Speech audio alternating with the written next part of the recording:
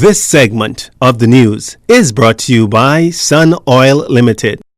Bahamas Air is set to restart its international flight schedule this coming Sunday, November 15th. The international services will resume in 3 phases. Phase 1, beginning on November 15th, will see flights operate into Fort Lauderdale from Nassau and Freeport, Cape Haitian, and Port-au-Prince, Haiti. In Phase 2, flights will operate into Miami, Providenciales, Turks and Caicos, and 3 destinations into Cuba.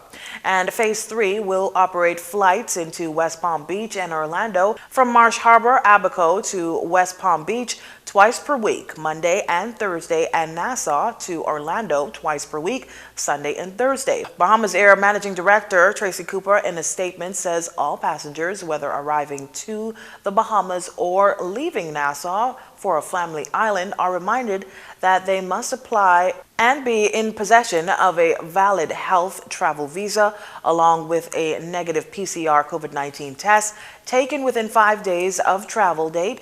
Now, flights are already loaded into Bahamas Air system and are available online for purchase. The Palmdale and airport ticket offices are also open for in-person sales. Customers are also reminded that tickets can still be used for future travel, and changes will be waived through May 31st, 2021. Well, shortly after 9 this morning, police officers were called to the area of Mackey Street in the vicinity of Martin's Trucking after they received information about a foul odor. Once police gained access to the building, they discovered a lifeless body who a family friend have identified as 56-year-old Jeff Martin. Now, here's Police Press Liaison Officer ASP Audley Peters with more information. Officers responded, and on their arrival, with the assistance of a key holder, they gained entry. While in the building, officers discovered the body of a male, partially decomposed, lying on the bed. At present, the evidence does not suggest foul play. However, we're awaiting an autopsy's report to determine the cause of death. ASP Peters told the media that it is believed that the body was there since Friday.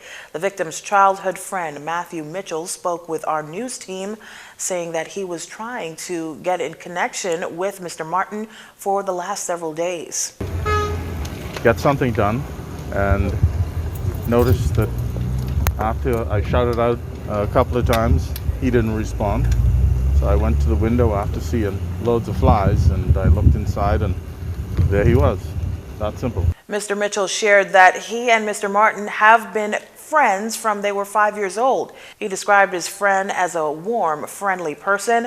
Mr. Mitchell says brokenheartedly that it was very sad the way in which he found his friend, a memory that will be with him for a very long time. According to Mr. Mitchell, Mr. Martin was a widower as his wife died several years ago, and he's survived by his son and daughter. Consultant Physician Staff Association President Dr. Sabrika Pinder-Butler says the line of communication between the CPSA and the government has not been as engaging as the union had hoped. Speaking with JCN's news team, Dr. Pinder-Butler says the line of communication is important as the doctors continue in the fight against the COVID-19 virus. We have not had talk with the government since September. Despite our best efforts to re-engage that process, it still has not occurred. So we're still disappointed in that regard, especially because we know that it is certainly important for communication to occur as fast as possible, as we are frontline workers of healthcare. With health officials' recent announcement that there has been a decline in COVID-19 cases, Dr. Pinder-Butler questions if it is a true reflection of tests being conducted. It relates to the decline in numbers.